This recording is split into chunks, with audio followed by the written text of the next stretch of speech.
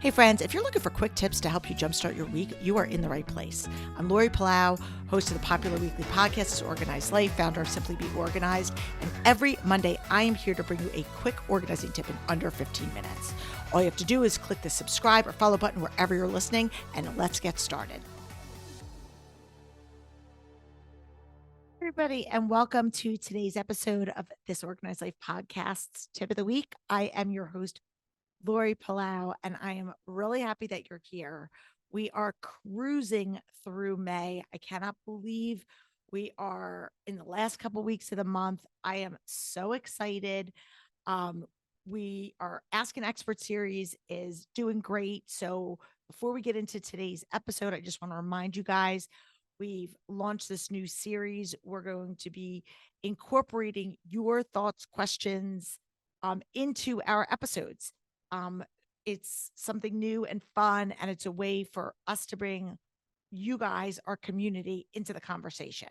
So if you are interested in being in our Ask an Expert series, all you have to do is just click on the link below in our show notes.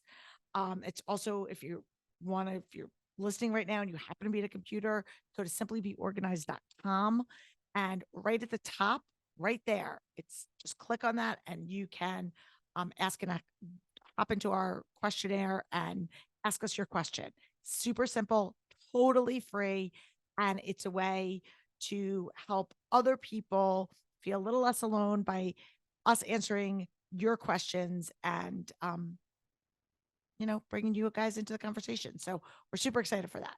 Anyway, okay. Today's tip has to do with cleaning out your medicine cabinet. And what was the kind of what spawned my thought for today's topic was my poor daughter, Logan, has been struggling with her allergies in full effect. I don't know if anybody else has been struggling. I know it's especially where we live, the pollen has been super bad the past month, and bringing out eye drops, nasal spray, decongestants, antihistamines, all of the things. We've been diving into our medicine cabinet. And even as somebody who's organized, we have found that, oh, wow, we have things that are expired. Now, I know that medicine oftentimes has an expiration date and it's still technically good for like another year. It's just a little less potent, but you will be amazed when you start to go through your medicine cabinet, the things that you will find. And I am somebody who goes through it routinely and not every day, but I go through it pretty seasonally, I would say. And even I miss things or things will fall through the cracks, or I'll be like, oh, wow, this wasn't expired 6 months ago, but it is now. Or I was like kind of pushing it right on the cusp. And I was like, oh, I'm going to push it. And now it is. Or you find that like you're on the last little bit of your Tylenol, and then you go and you have a headache and you need it and you don't have it.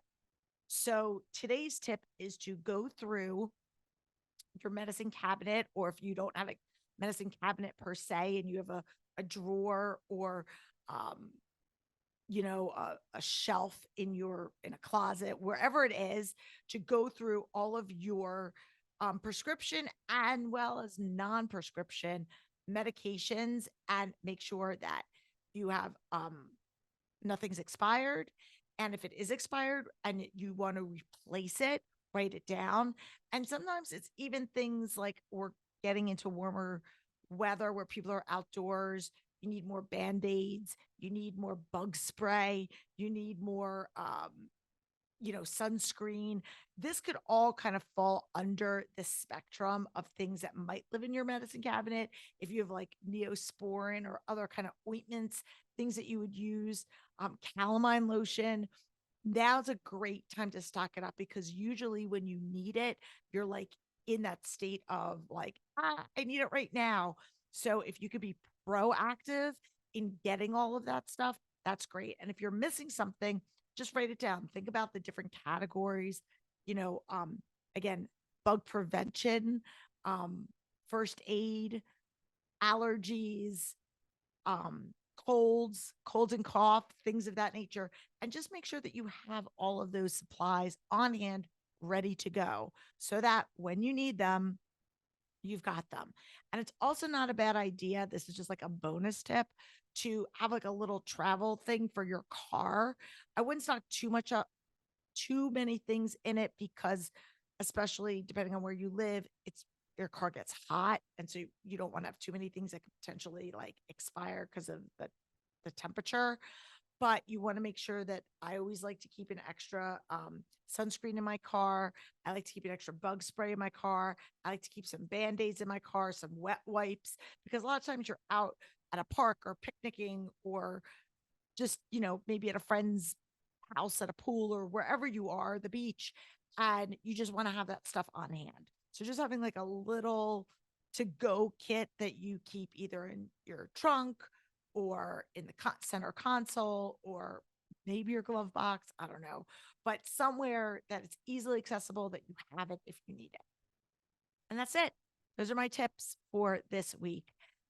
We'll be back next week, which is Memorial Day. I will be pre-recorded that episode because I will be on vacation, but it's going to be a fun one. So make sure that you check it out. And don't forget, we want you in our conversation.